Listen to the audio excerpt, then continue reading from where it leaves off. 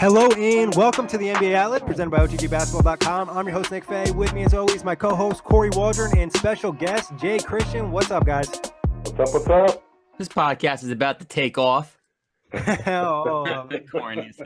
pun to start. Round of applause for Kory. But we are talking Houston Rockets today. Before we talk about, the Rockets, just a reminder, you can check out this show and all the previews on iTunes, Blog Talk Radio, OTGBasketball.com, Google Play, Dash Radio, and YouTube.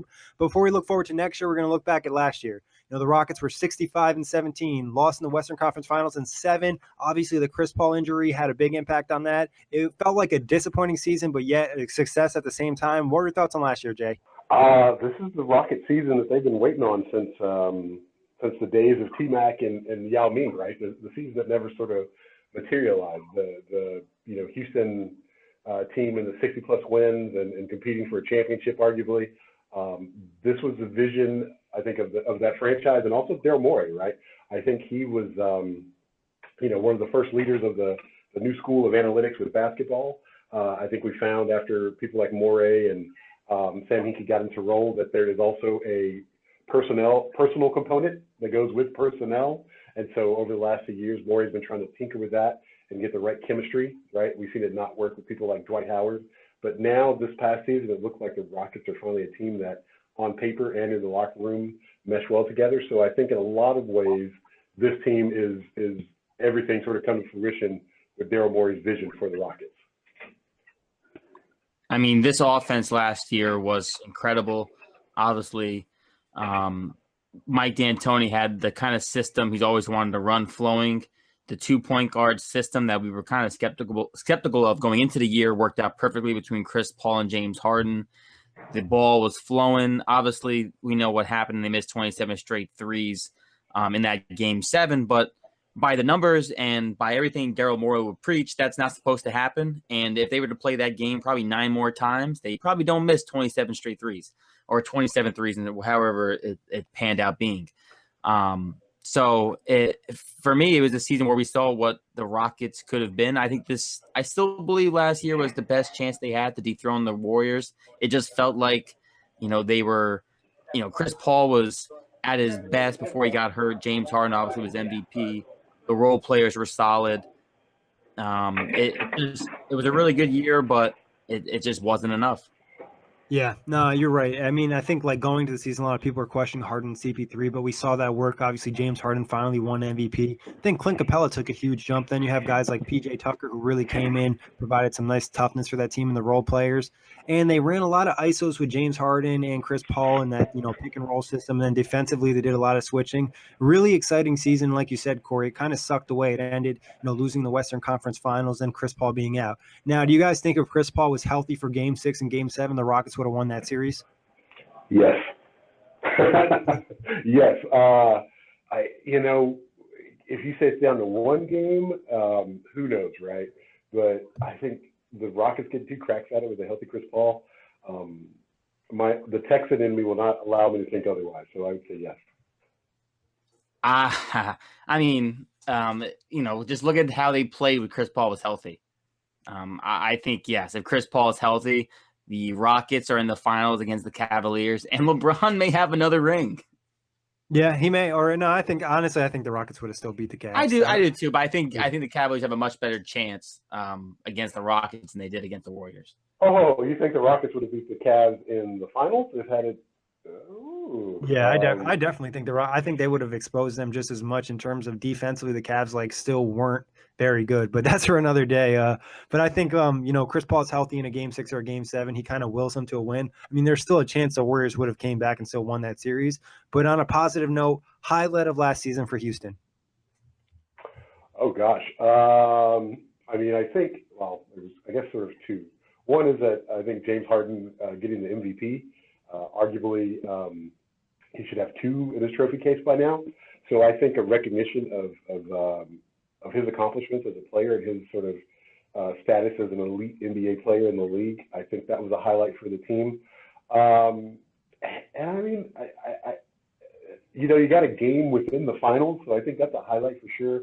Certainly, you had, as Kory was alluding to, this Game 7 that, if you run the numbers on that mathematically, the probability of that happening again the way it did are minuscule, right? If not impossible.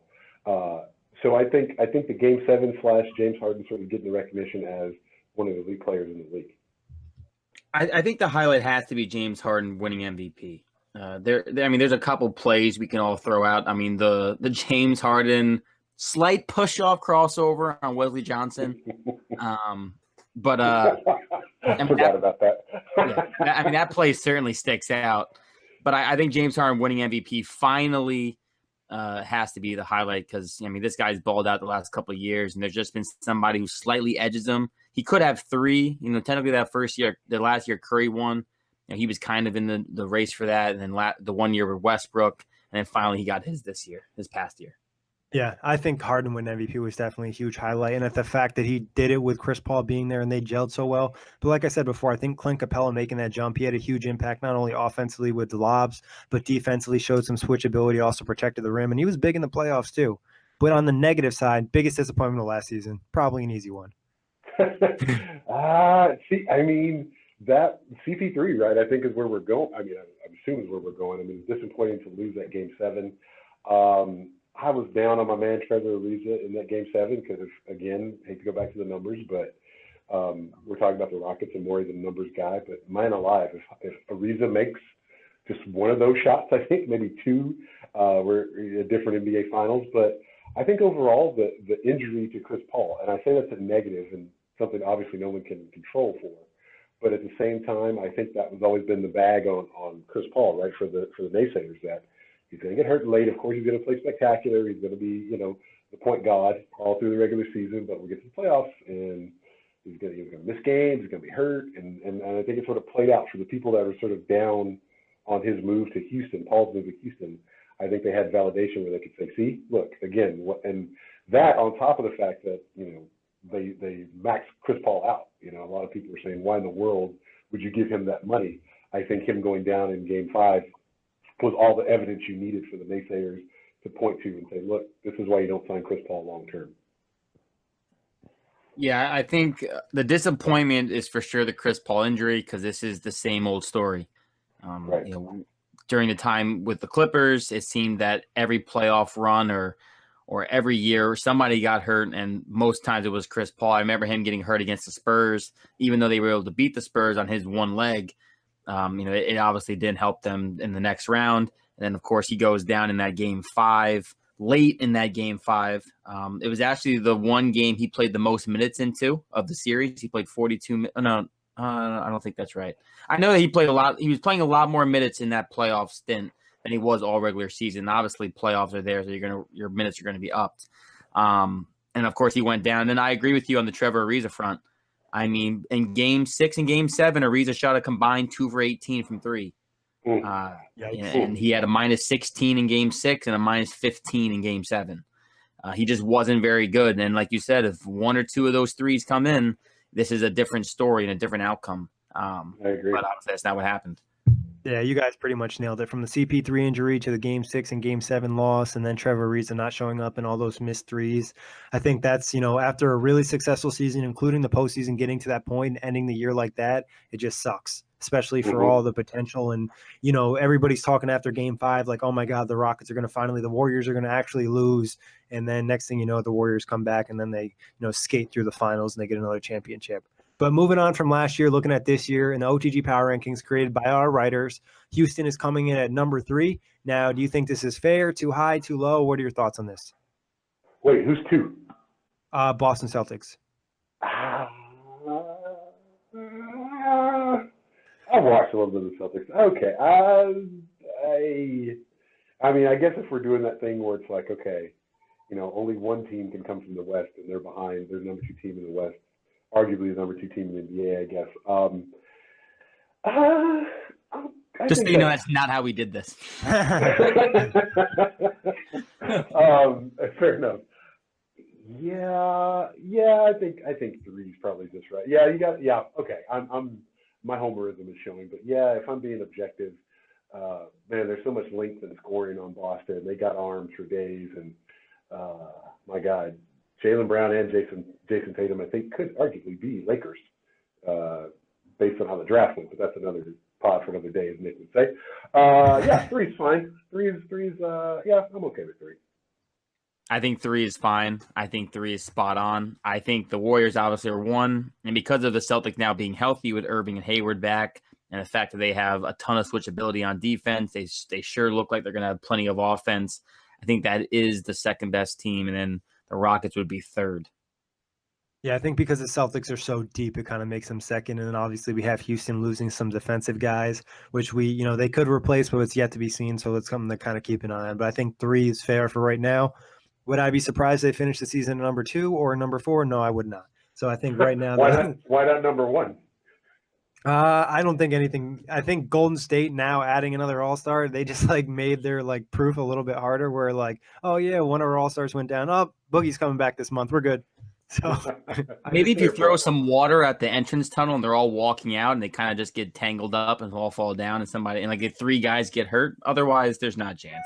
Yeah, I just think they're just so good, and obviously that core's been together for so long. Golden State it's just really unfair, to be honest. But maybe they'll get caught up with fatigue during the regular season. But I still think at the point of next year, we're going into the postseason, we're all going to pick the Warriors to win the championship, unless Boston does some crazy stuff this season, which I don't think is impossible. But I still would put my money on Golden State.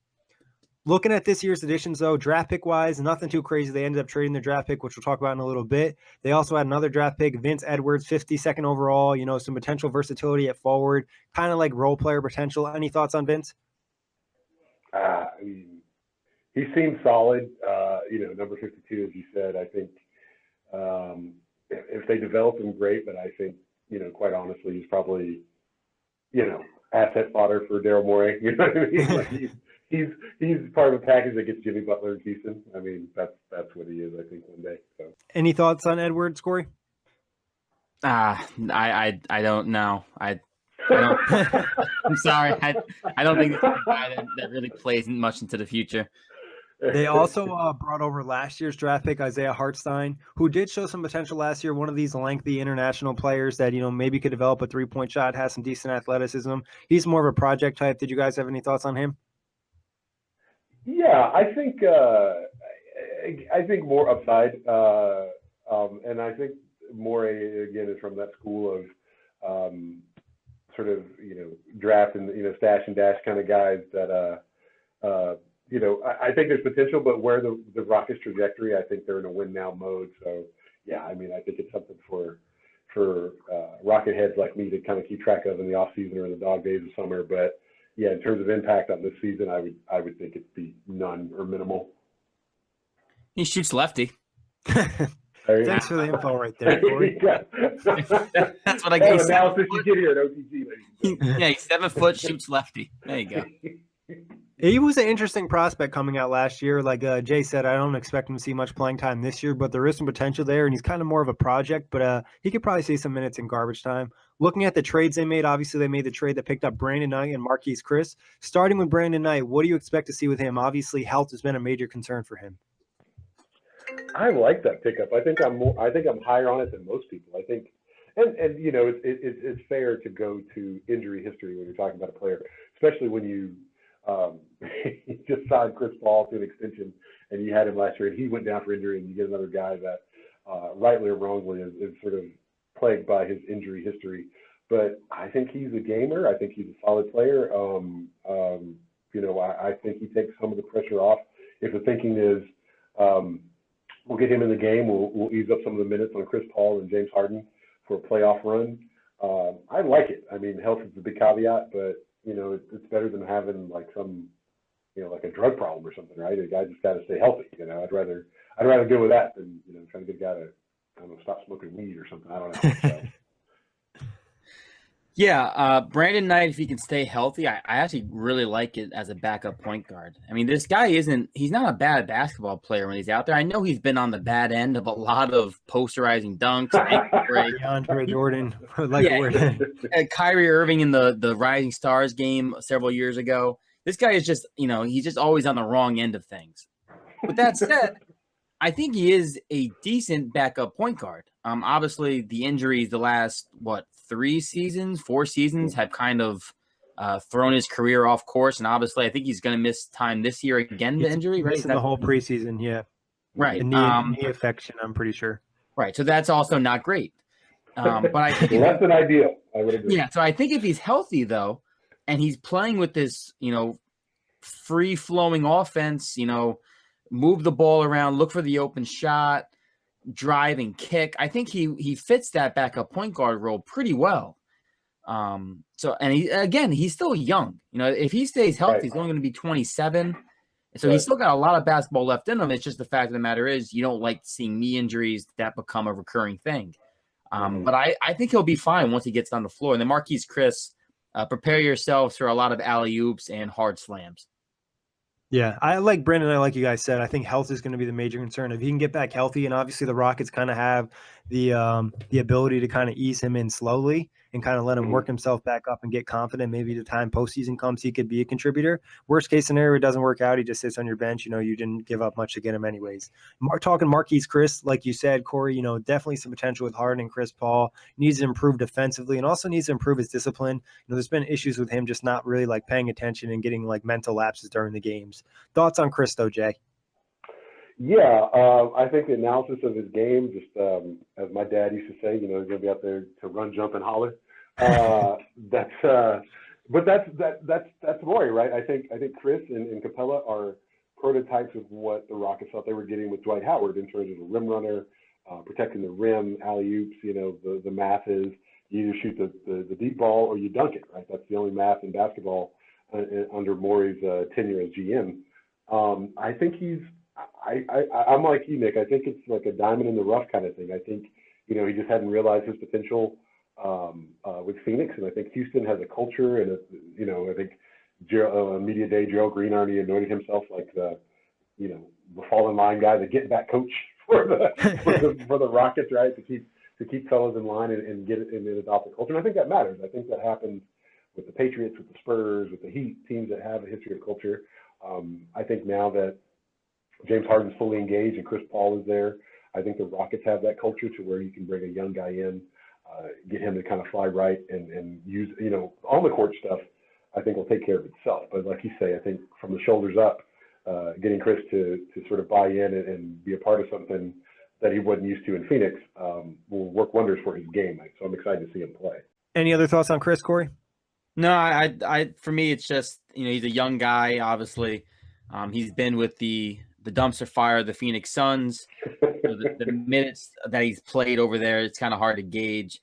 I don't see him playing a ton of minutes when it comes to crunch time and down the season stretch for the Rockets. But I think, like I mentioned, he's going to be a guy who's going to catch a lot of oops and be really fun when this team is going up and down the floor, and they want that kind of power forward who can just attack the rebounds and throw some down. Yeah, and if he can get his head right, like Jay and I have mentioned, like there is potential there. His rookie season, he really flashed a lot. It's just like he didn't do so well the following season. So I think if he can kind of get his stuff together, then having some leaders, kind of like we mentioned Nerlens so well in the OKC pod, Marquise Chris going somewhere where there's a Chris Paul, a James Harden, Jay mentioned Gerald Green, obviously like a PJ Tucker, you're not going to really have a chance to mess around. You better play your game and do the things the right way, or they're going to let you know you're not doing your shit. So right. Moving on to free agent signing. So obviously the big hype, Carmelo Anthony signed a 1-year deal. The official number's not out, somewhere probably around the veteran minimum. The real question, Melo, is he going to accept this new role with Houston? What were your thoughts when he signed with the Rocks? I thought the who me with respect to coming off the bench meme might have to die because it sounded like Melo at least has hinted that he will accept whatever role. And I hate to get political on the pod, but it sort of went a little Brett Kavanaugh. It's like, I'll do whatever the guys say. And it's like, you want an investigation? Whatever these guys want to do. So I feel like Melo is like, hey, Melo, you cool coming off the bench? I'm here for the team. So is that off the bench or what's the – so I think they're still ironing that out. I think of getting buckets kind of like home run power, right? Like Ruben Sierra, Andres Galarraga, going back to some baseball fans, like those guys could still get out and hit a home run today, right? You never lose that power. George Foreman could still knock somebody out today in a boxing match. I feel that way about NBA scorers. I think Melo will be able to get buckets until he's 50 years old. Now, are you willing to endure 12 some odd jab steps before he takes the shot? You know, is the ball going to stick? I mean, that was a concern about the team last year. And to add Melo, you'd have probably the three arguably biggest ball stickers of the era between he, Paul, and Harden. So there's a lot of skepticism, obviously, with people. But I think of it like when the Pistons got Mark Aguirre in the late 80s, and the Lakers had Bob McAdoo, and the Celtics got Bill Walton in '86, and they made that run. Like, Melo is a Hall of Fame player. And if you add him to your roster, who, yeah, he's on his back nine, but I mean, he's better than anybody else you can trot out there. I mean, still to this day. So all that to say, I like the signing. I see why people are skeptical about it, but I think, yeah, I like it. I think it's good. I think it's a good signing at the end of the day. Well, let's just say that Melo is still getting paid $35 million or Correct. whatever the total is, because he got bought out for everything besides the mid-level exception by the Hawks. So he's still getting paid big time money, regardless of what his role is, which is probably why he's more open to whatever role he's getting, because he's still going to get his money. With that said, I think the change of tone, Jay, can be also said the fact that, like you mentioned, you know, this is a different team. I mean, he's playing with his buddy Chris Paul. I think if I could just see, you know, Chris Paul saying, like, come to the Rockets, and then, you know, Melo being like, yeah, you, me, and Harden starting and tearing up, and Chris Paul going, no. You are coming off the bench. And then Melo being like, who, me? And then, yeah, you. Like, you weren't on the banana boat. You're going in the back. And I think, too, you know, just watching a couple of the preseason games, I mean, just last night is the game I watched in particular, you know, and Melo looked really good. And I thought it was comical. Melo dribbles up for the long two and makes it. And he's apologizing to the bench for taking a long two, which is, you know, classic Melo and funny. And we all love it in preseason. We'll see how that goes when it's, you know, February and he's taking a long range two and they're down by 4. But I think it's a solid move. I think Melo is going to look more comfortable on this team than he did with OKC. And that may just be for the fact that he's playing alongside 2 playmakers instead of a guy who drives and just kind of drops or dishes off because the defense collapses on him. Obviously, there wasn't also a lot of offensive talent in OKC. It was pretty much Westbrook, Paul George, and then Melo and Adams. Like, and Abrinas was probably the 3rd best shooter off the bench, which isn't great. This team at least has more shooters. They can space the floor better. You know, and he's, like I said, he's playing against alongside an MVP and one of the greatest point guards we've had in the league. So I think for Melo, this is just a more ideal offensive situation. And Nick mentioned this off the pod. You know, OKC is more defensive based and defensive minded. This Rockets team is more offensive minded, which is more so what Melo is comfortable doing. Right. Yeah, go ahead, Jay. No, you go ahead, Jay. I was just going to say, and it's a different, and that point can't be understated, like with the OKC system and how Houston plays, how they play, right? Like, I made a joke about the ball sticking, but I mean, you talk about the ball sticking, like OKC is Russell Westbrook. I mean, you know, if you're being kind, you know, Russell Westbrook looks like Jordan, you know, before he got Pippen, and maybe now he has this Pippen. If you're being brutal, Russell Westbrook is Iverson 2.0, right? We all stand around, we rebound, we defend, and Russ takes all the shots, right? And that does not jive with Melo's game. With the Rockets, it's, you know, run and holler, shoot and follow, right? You just go up, whoever has it can fire that thing, right? And I think that's more conducive to Melo's game, obviously, because he likes to shoot it, but also that's the system, right? If you're open from 3, hey, shoot it. Harden doesn't care. Paul doesn't care. Like, if you're there, take the shot. So I think that supports how he plays basketball. So. Yeah, you guys are pretty spot on in terms of offense. Obviously, playing with Harden and Chris Paul, 2 guys who are known to make their teammates better and set them up in a more successful situation. I think Melo has probably a better understanding of where he's at in his career this year, too. And like Kory said, he is getting paid. I think the real question for me is going to be defensively. What are we going to see effort-wise? Because that's going to, you know, determine how much he's on the floor and if he closes out games. Because obviously the Rockets like to switch, and if Melo can't defend anybody, they're going to have to put him on the bench. He might not be happy about it, but that's going to be the best scenario for the Rockets if he can't defend. But I think there is a potential for him to improve in that area if he just puts in the work. Talking about somebody who can defend, though, they picked up James Ennis, another guy on a 1-year deal. You know, he brings energy, defense, career 35% shooter from 3. You know, needs to probably get that number a little bit higher, but we'll see some nice looks with Houston. What were your thoughts on picking up Ennis? I think he's the new Mbamute. There's always a pronunciation with the pod with Kory. I don't know what that is, but there's always some I'm name glad it's that's like a thing. Everybody knows. Everybody knows. When this is all aggregated, it's like podcasters racist about names. I'm glad to click on that story. Kidding. Yeah, I think Ennis is like I say, Mbamute 2.0. I think, as you said, I think he can knock down an open shot, but I think his value for this team is another hard-nosed guy, another defensive guy that can kind of get up in the space of, all these shooters that are in the Western Conference. I think his value for the Rockets will be, make open shots and get in there and defend. And, you're going on about defense a second ago, Nick. I think you need those guys to supplement, Mike D'Antoni's not a defensive coach. Their best player, is not a defensive guy. So the odds of Melo changing at age, 33 or whatever it is, are slim. So the better approach, and I think Morey understands this, is to get guys in there that can supplement on the defensive end to help the Rockets overall in the defensive scheme. I like the James Ennis signing. I'm a big fan of it. I think he's the perfect kind of guy who they needed. They needed a guy who doesn't need the ball in his hands. He can kind of be that spot-up shooter. He's not really that great of a three-point shooter. That's going to be the part of his game he needs to work on.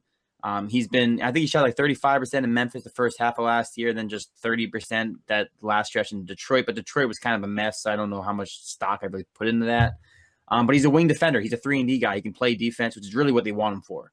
The nickname Ennis the Menace fits perfectly.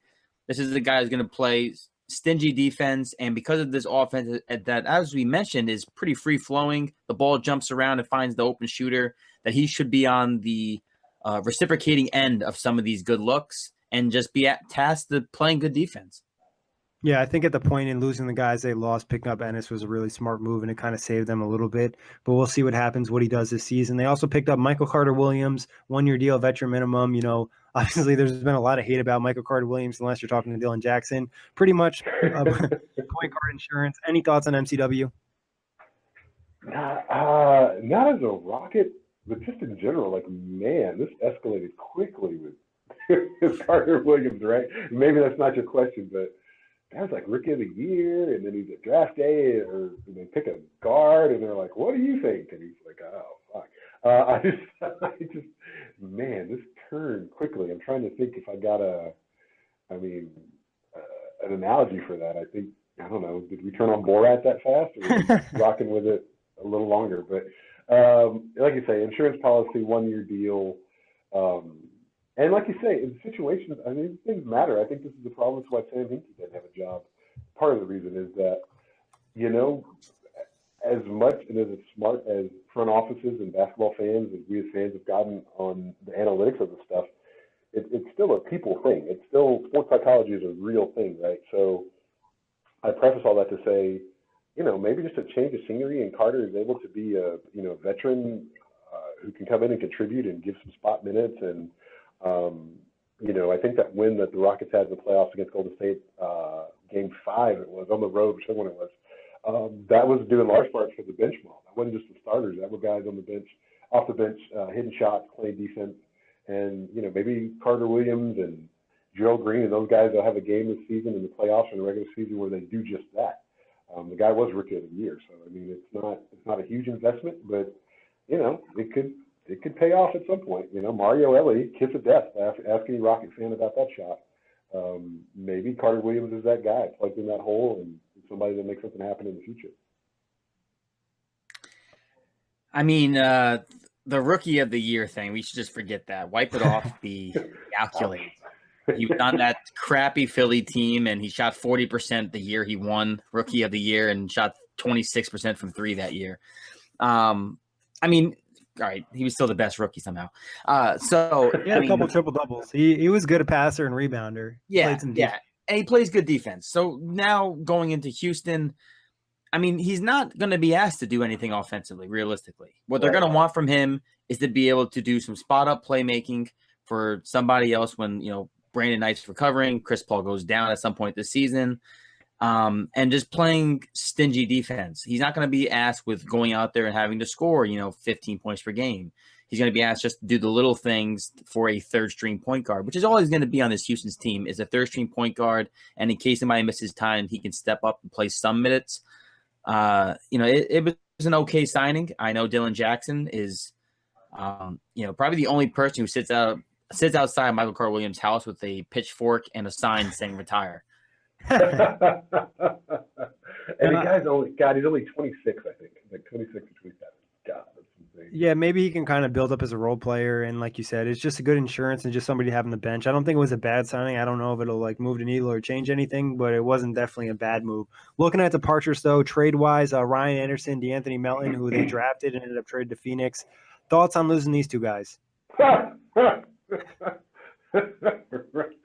Anderson is gone. That is, that's executive of the year just for that deal alone. Holy cow, that was, I mean, there were some times I think over the last 2, 3, 4 years that the Rockets were a piece away, or maybe 2 pieces away, who knows. But I think, a solid player away from making something happen. And they just could not move that Ryan Anderson contract. Like, I think I understand Morey's rationale at the time. Like, Ryan Anderson was the guy hitting all these shots when he and D12 were in Orlando, so it makes sense that we have Howard in a Rockets uniform. Let's get Ryan Anderson. And, I mean, yikes on bikes, that guy last year in the playoffs. Like, he couldn't – I can't – I couldn't have gotten it. Oh, man, they put him on first class to get him to Phoenix. As soon as they gave him the private jet. They did. Please. So he's like, how do I get this back to you guys? Like a Google bike. They're like, leave it there. We'll come get it. Don't just make sure you leave. Yeah, man.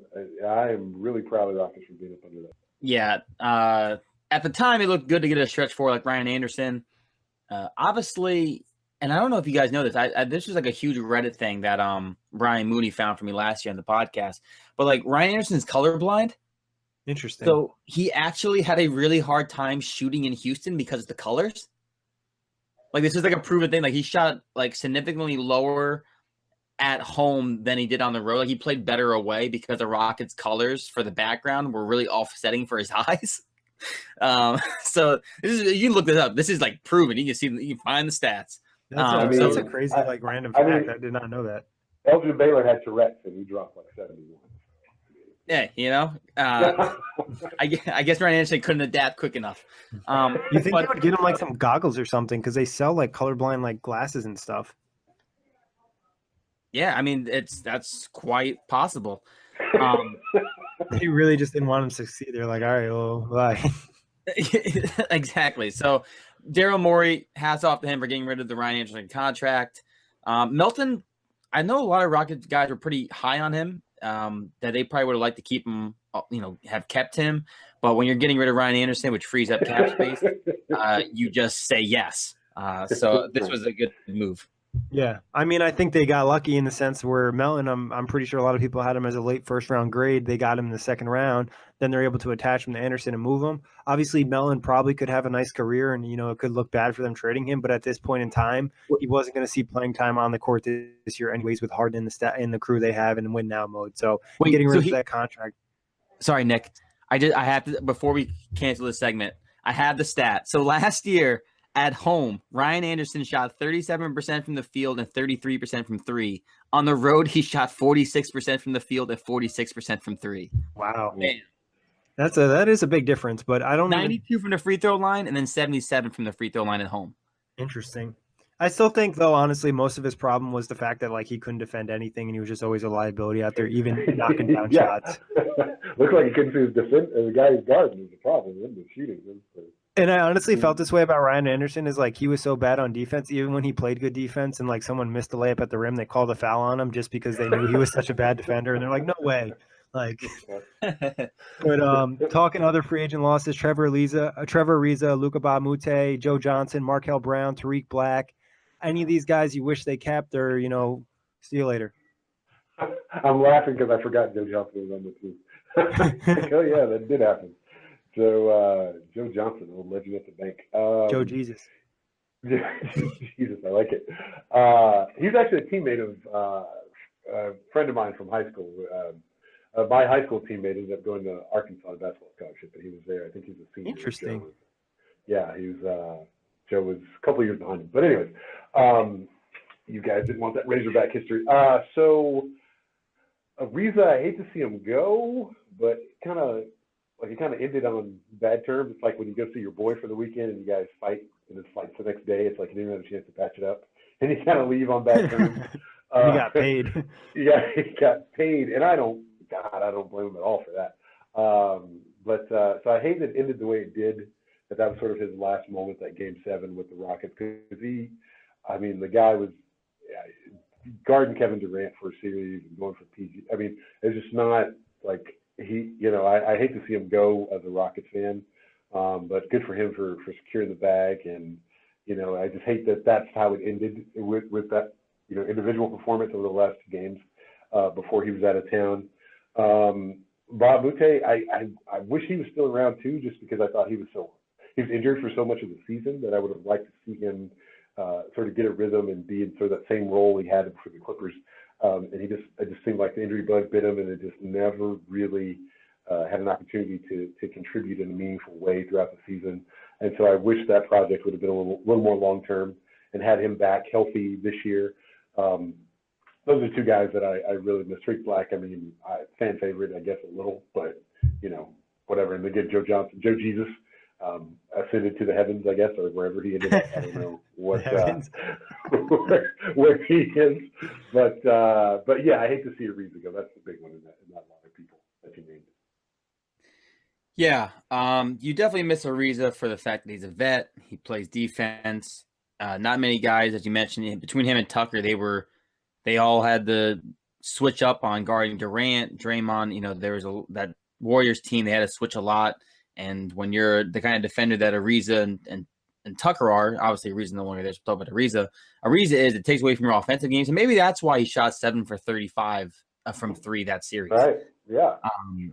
It surely didn't help. So you're going to miss Ariza for the fact of all those things. He got the 1-year, $10 million deal. He's going to have fun there for 1 year. He may even get dealt at the deadline. I wouldn't be surprised if he goes title hunting again following this season. But you miss him. Abala Moute, it just sucks he got hurt. It sucks that he got hurt, and it sucks that he lost complete faith in his own body after getting hurt. I know Nick mentioned this several times in the outlet, that he just didn't look comfortable even like going to the rim. He just didn't trust himself. And obviously when you dunk the basketball and dislocate your shoulder, you're probably not going to trust yourself because somehow you were able to pop your shoulder out from just dunking the ball. When you pop your shoulder more than once, it usually pops out a lot more. Like I know a friend that like his shoulder like randomly will just like pop out, and then he just has to pop it back in, which is just weird.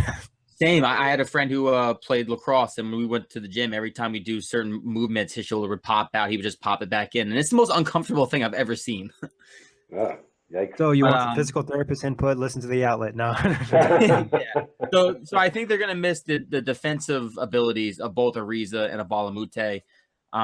But I think they're okay because the pieces they brought in Ennis and Melo, I think they can kind of make up for, at least on the offensive end, and at least some stingy defense from Ennis.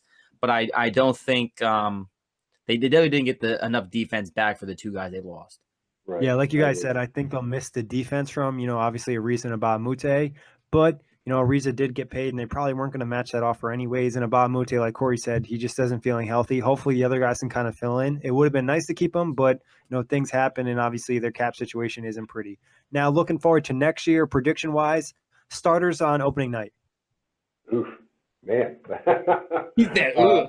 Oh, man. This is actually like tougher than you think it is. Like going No, into it is. I have 3 lineups written up. I don't really know.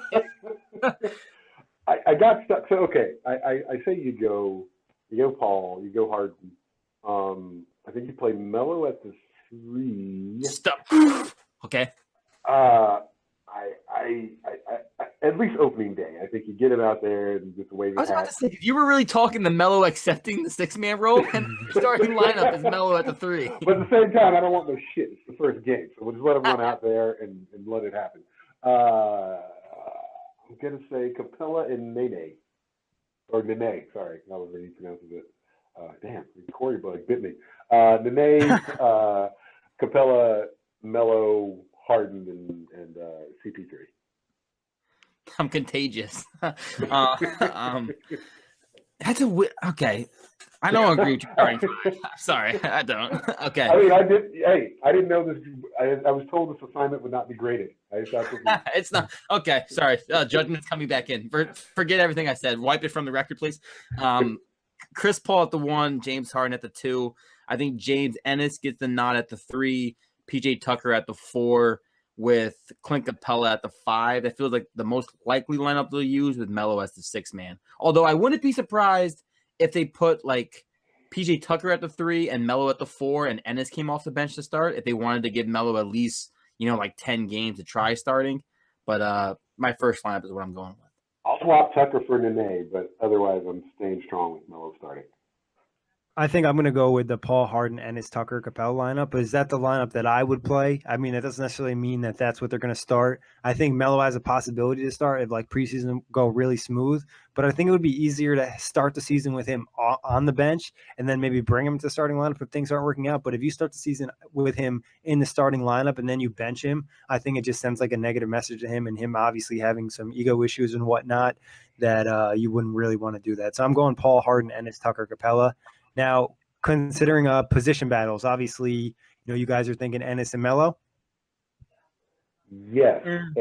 Yeah. So here, okay.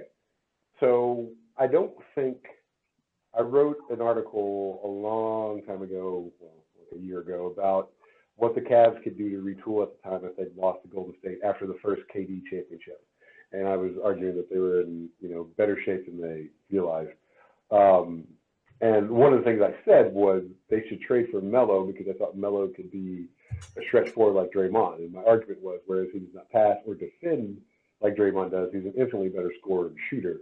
And that would sort of keep people at bay in those sort of mismatches against bigger power forwards. I don't think Melo is a great 4. I don't think it worked well in OKC.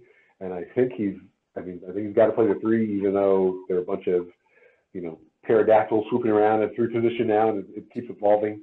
And that's probably arguably the most stacked position in the NBA right now, the small forward position. I think you got to keep him at the 3, and for that reason, I think the battle is between he and Ennis for those small forward minutes. I would say more so than any other. I guess Chris and PJ power forward minutes, but Ennis and Melo, I'd say, is the big sort of position battle going into the season. I'm right there with you. I think it's between Melo and Ennis. I think the only way Melo can kind of inch that spot away from Ennis would be if Ennis shoots as poorly as he did in Detroit the second half of last season. If Ennis just can't hit shots and he's not scoring, then D'Antoni's not going to want him out there. I just think he's going to want to go with a guy who can score and at least keep the ball flowing, which would then, as long as Melo's shooting as so far he did in preseason, that's what Melo can bring to this lineup. I think for me, it's between Anthony and Ennis as well. Even though I think if Melo does start, he has to play the small ball 4, and PJ Tucker would have to play the 3. So I just don't have any faith in Melo guarding wings at his age. Yeah, good point.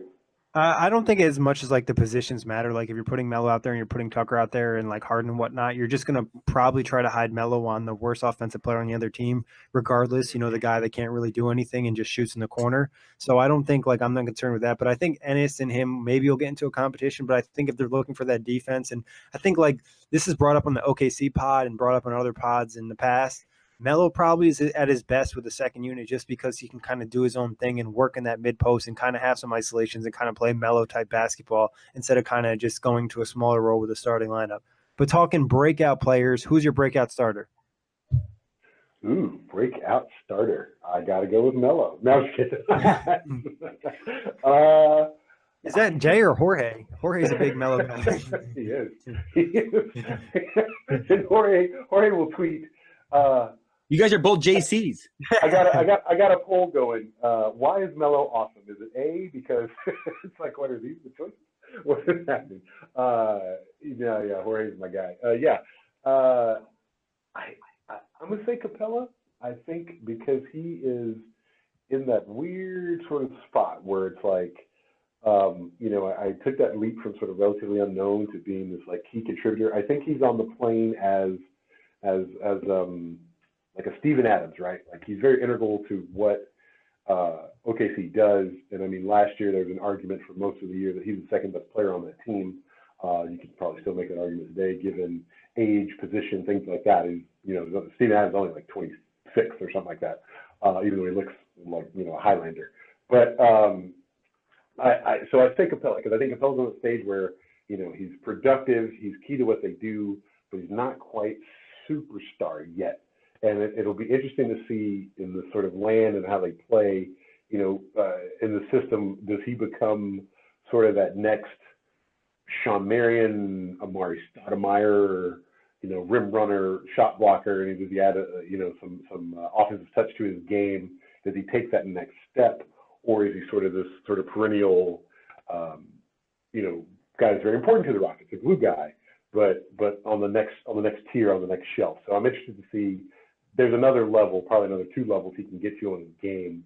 I'm curious to see if he makes that step, or if he takes that leap, or does he kind of stay like this, like really good, like Horace Grant role kind of player, right? So I'm wondering. No disrespect to Horace Grant, the guy could ball back in the day, but so that's who I'm watching is Capella. I'm going with Clint Capella as well, who, matter of fact, is in the OTG NBA top 50 player rankings. But for me, I think it's Capella as well. He's taken a jump every single year. He's going to be 24 this year. Like, this is still a puppy. This is going to be his 5th year. I'm sure he would really like that terminology. Look at these puppies. Come on. So every year he's gotten better. Offensive rating last year was at an all-time high for 126. Defensive rating dropped from a 106 to a 101 last year. His win shares went up from a 5.9 to a 10.2. He's just gotten better in every single category, in rebounding, in points slightly, efficiency around the basket. And you have to think that, maybe with Chris Paul getting a little bit older, he may not be the same offensive threat, so maybe he'll want to get more involved in the pick and roll. I just think Clint Capella will have the opportunity to, again, take his game to another level, and especially against, for example, a matchup against the Warriors, where now they have Cousins. You're going to be looking at that Clint Capella, DeMarcus Cousins matchup a little bit more closely than you did in the past, because, that may be the only way the Rockets can beat that Warriors team. For me, it's Capella. I think between Harden and Chris Paul getting him involved, he'll take another jump. Yeah, I like the Capella pick. I definitely think he'll improve this year, and you see the improvements he's made even throughout the season last year. I think defensively there's some more improvements he could make positioning-wise and just being more elite, kind of communicating on that back line. But for me, I'm going to go with James Ennis. Obviously, I bought a lot of stock in him already so far in this show, but I think he's going to be in an opportunity where he's playing with James Harden. He's playing with Chris Paul. He's going to be the 5th option. This is probably the best players he's ever played with. He's going to be playing in this, the spotlight in Houston, being one of the top 3 teams in the league. I think Ennis has a lot of potential to kind of step out because he won't be asked to do a ton other than the things that he's good at. And that 3-point percentage we've seen at times in his career, I know Kory mentioned last year it wasn't necessarily great, but other times he's shot higher percentages, and he should have a lot of open looks. So I'm going with Ennis, but breakout bench player for you guys. Well, if he doesn't start, say Melo.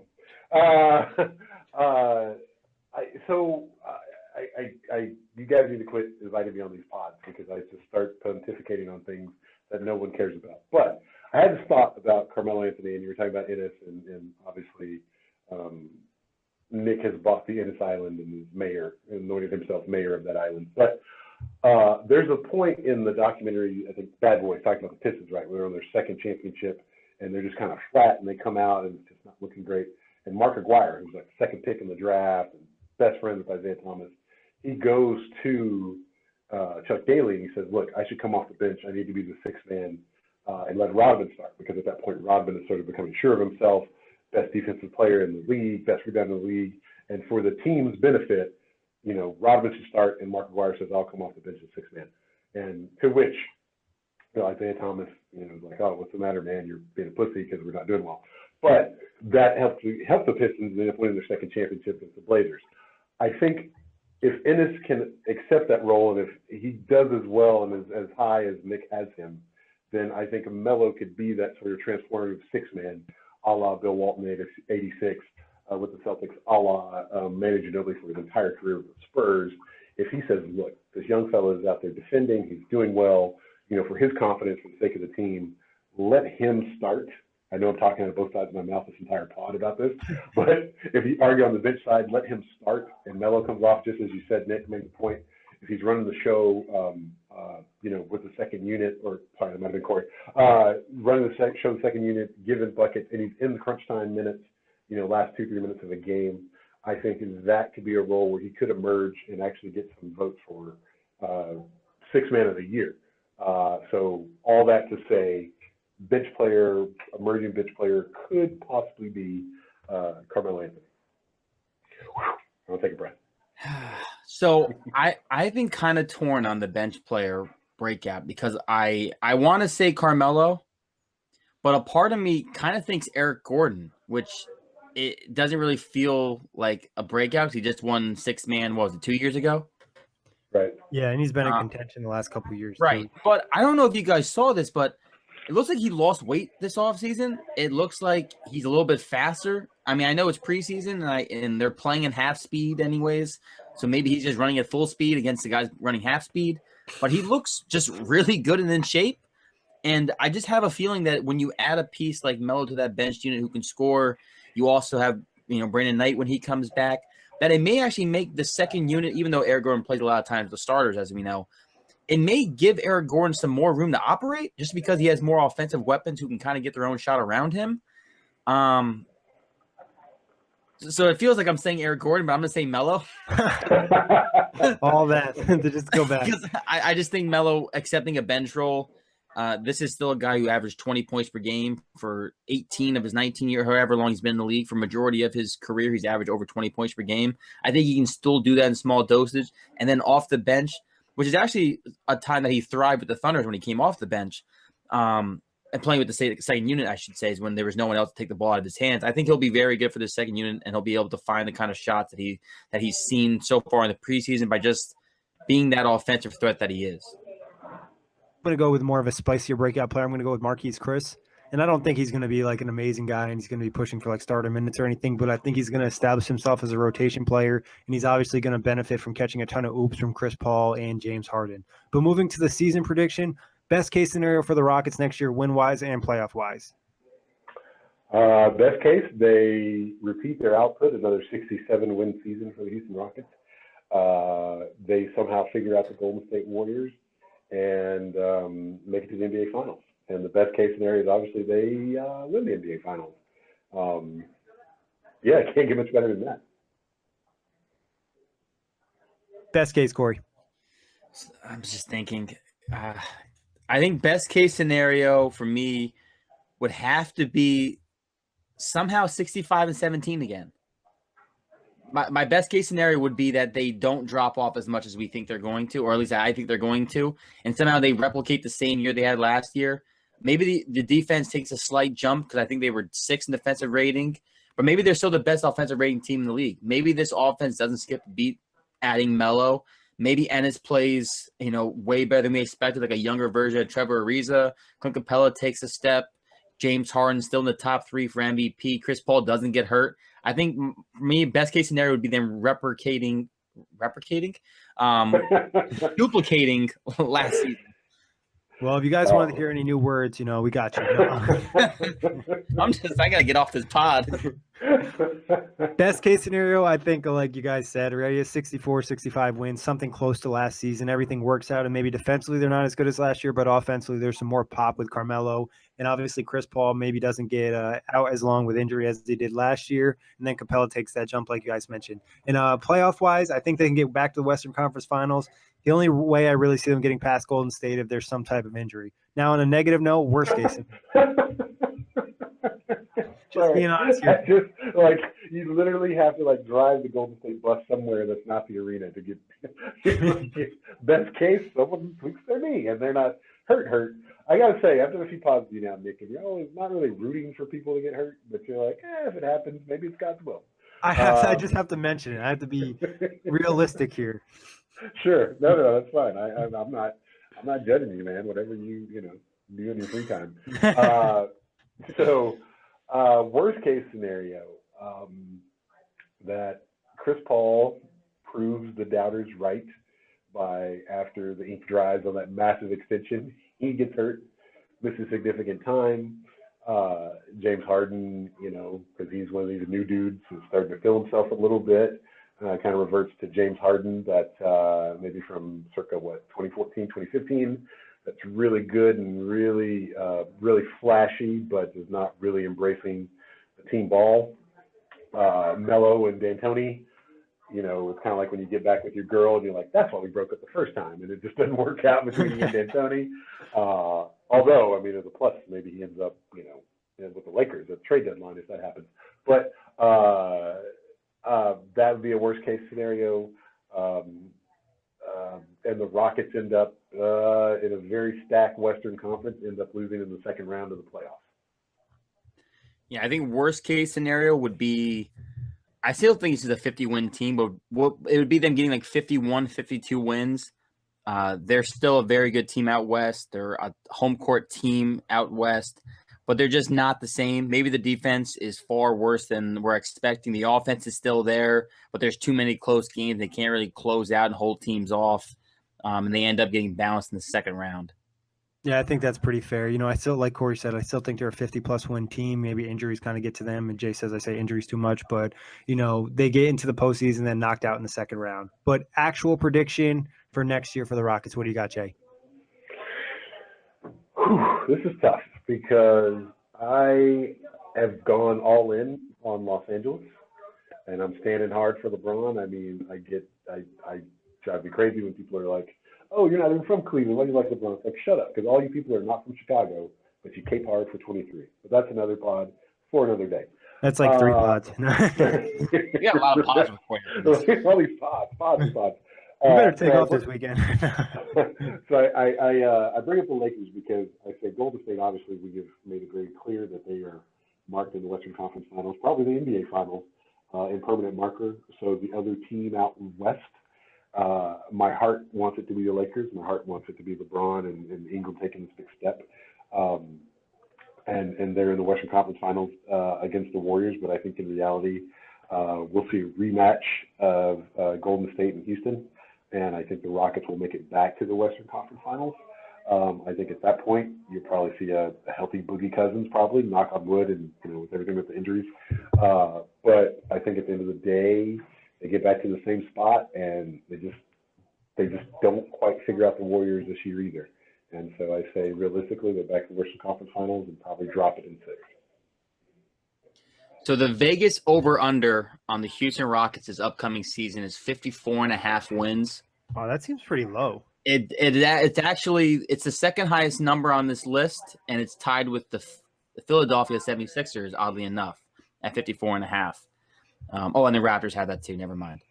I'm going with the over. I think this Rockets team wins 58 games. I don't think they get to 60. I think they're still going to be a very competitive team. I think they're still going to be either a 2 or a 3 seed, probably the 2 seed with that record out west. And I agree with you, Jay. I think they end up in the Western Conference Finals again, but I just think they probably lose in 6 games this year to the Warriors.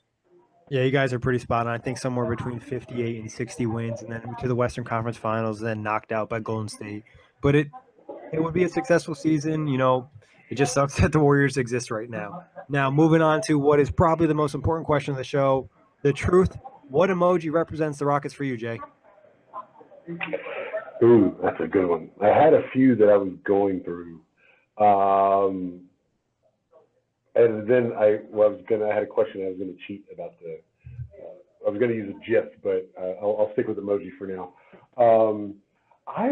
This is kind of a classic, but I like the chin rub, the kind of because I'm wondering, because I think there's going to be a question that's decided on how you beat the Warriors, and maybe the answer is you don't, and like you say, spill water on the floor, but before they run out. But I think there are 2 fundamental tracks going on with the NBA today. I think the Rockets represent, we'll shoot threes. We'll shoot threes. They'll be falling out of our noses. We'll shoot too many threes, and that's how we'll compete with the Golden State Warriors. I think the Lakers, again, with LeBron, have said, look, we can't out-warrior the Warriors. So what we're going to do, we're going to get guys that are playmakers, that can get up in your face, that can guard multiple positions, sort of like the Patriots did with the Rams in the 2001 Super Bowl, right? We're going to make it a muddy game. greatest show on turf. That's great, but it's going to be hard to run those routes when we're hitting you in the chest. And then they started Spygate that year too, but that's for another pod. That is another pod for sure. But that's why I go with the thinking emoji, because we're going to find out what works best against the Warriors. Is it this trying to, outshoot three of the greatest shooters of all time, or is it this sort of defensive playmaker approach that the Lakers are trying to adopt? And also, I mean, we're still thinking because of the moves they've made, right? I mean, people are down, I think, for the most part on Melo, just because I think he's an easy target in a lot of ways, much like Dwight Howard, for basketball, for NBA Twitter. So I think we're kind of in let's see how this works, because on the plus side, you have another scorer who's a better knockdown shooter and a better scorer than Ariza was in that same role. But on the downside, it's Melo. It could be New York Melo, right? So I like the thinking emoji just for a lot of unanswered questions that will be revealed to us, in the next 6 months. Yeah, I'm going with the meteor emoji. But the meteor emoji on the app, it looks like the meteor is going upwards, not down. So for me, it's just the Rockets shooting a crap ton of threes, and this is them just scorch earthing the basket. And that's me. I think they're going to try and score as many points as possible. Yeah, I'm not usually beat with the emoji and the truth, but Jay definitely came up with a very thoughtful response on this one. I'm just going to go with something simple, and I was just going with the eyes emoji. It's okay, Jay. No, I appreciate it, and I got to up my game for the next one. But I'm going with the eyes emoji just for the simple fact is I think this is a team that we're going to keep an eye on for multiple reasons. We want to see if Chris Paul is healthy, what James Harden's going to do. Can he get better than he was last season? Is Carmelo Anthony going to fit? What can we see from James Ennis? Brandon Knight, is he healthy? Marquise Chris, is he going to take a step? So I think there's just a lot of reasons to keep an eye on them. And honestly, they're very exciting. And talking about exciting, league pass wise, where do they sit 1 through 10? Ooh, for me, they're 2. I mean, I'm fascinated with the Lakers, but after that, it's the Rockets. I mean, yeah, they're 2 for me for sure. Wait. He means like 2 as the second highest team. Oh, okay. Sorry. My bad. Sorry. First time, my man. First time. I was just like, damn, I knew high in the Lakers, but the Rockets are just a 2 on the scale. Like, already. Yeah. No, I got you. That makes sense. For me, I have the Rockets as a 9. I'll give them a 9. I'm interested to see how James Harden looks. I want to see how Melo looks in Houston. That to me is fascinating. I rooted hard for Melo going into last season, and he let me down. Hoodie Melo was a fraud. But I'm hoping that this year between those 3, they're just a really fun offensive team, and that at least Melo and Chris Paul get close to an NBA Finals appearance. I think it'd be good for both of those guys who are near the end of their careers. Yeah, I'm gonna go with 9.7. Actually, I'm going to go with 9.8. This is probably one of the more interesting teams in the league, not only from like a standpoint on the court, watching James Harden and Chris Paul, especially with the passes, the crossovers and whatnot, and then Capella oops. But then I think storyline-wise, there's a ton of going on, like I just mentioned. But what TV show would you watch over the Rockets with a gun to your head? Okay, I have a question about this. And sorry, I totally flubbed the power ranking part. I meant 9.82. That's my answer too. I'm going to change my answer.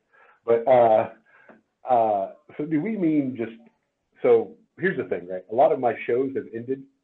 I just finished Insecure and Atlanta's gone. So the only thing, do we count shows just in general that we're watching or that are? Yeah, you can use anything you want. It could be an old show, a new show, a season finale of a show that didn't even happen yet, or like a reunion show of something that you do like, or like, let's say an old show makes a comeback, whatever you want, really.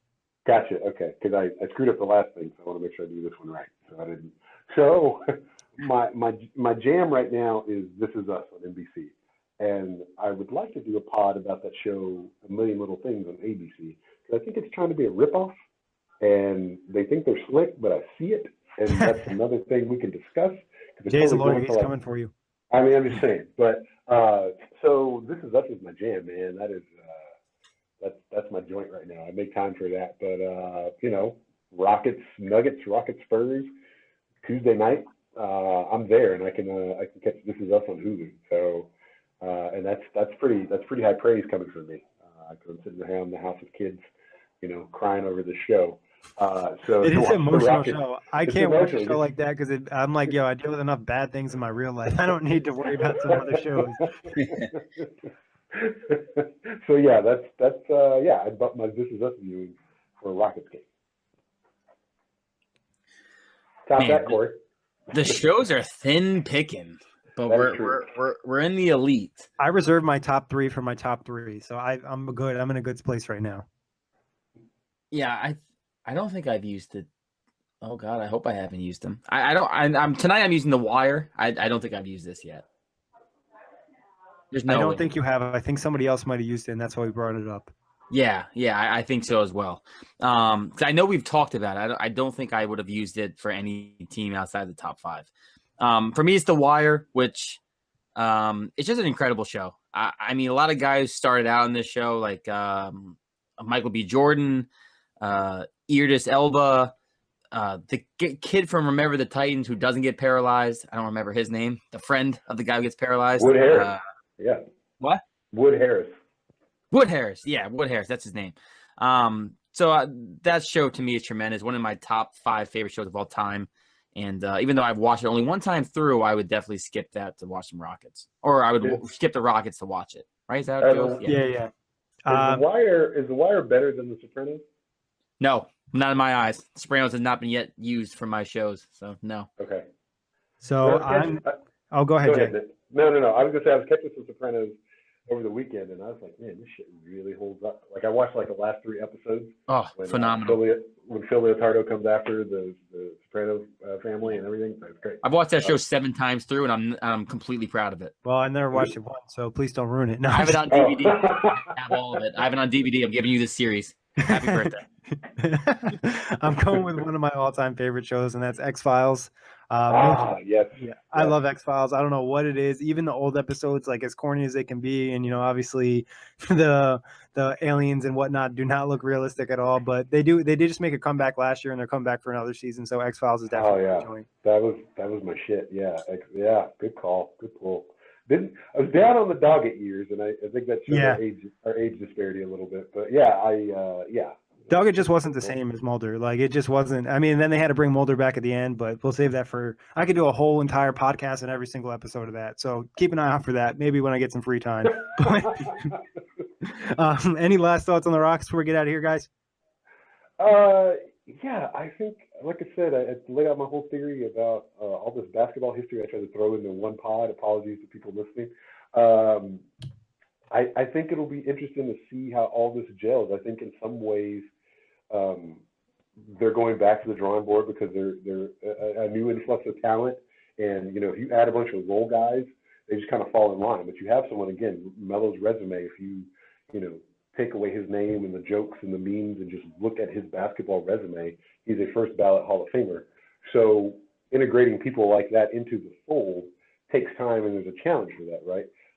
So I think, as much progress as they made and as much as Daryl Morey sort of realized his vision of what he thinks a basketball team should look like, I think they reached peakness of that last year. But in some ways, I think they're going back to the drawing board to reintegrate these players, these role players, to reintegrate the new additions and to add someone with Carmelo's basketball pedigree into the fold. So I think it'll be a fun thing to watch. Any thoughts from you, Kory? I'm ready. I'm just ready for basketball, and I'm ready for teams to be on the court playing basketball. All right, Jay, tell everyone where they can find you on Twitter. You can find all of his work on OTG Basketball. Jay's a great writer, not only a great podcaster, but Jay, where can they find you on Twitter? You can find me at J-A-Y, Chris, C-H-R-I-I-S, R-I-S, I-I-S. What the hell is that? At JChris 206-206, area code for Seattle, Emerald City, represent. And yeah, that's where I'll be. All right, Jay, always a pleasure talking to you. Kory, pleasure talking hoops. Like I said before, guys, and girls, you can check us out on iTunes, Block Talk Radio, OTGBasketball.com, Google Play, Dash Radio, and YouTube. Peace out, knuckleheads.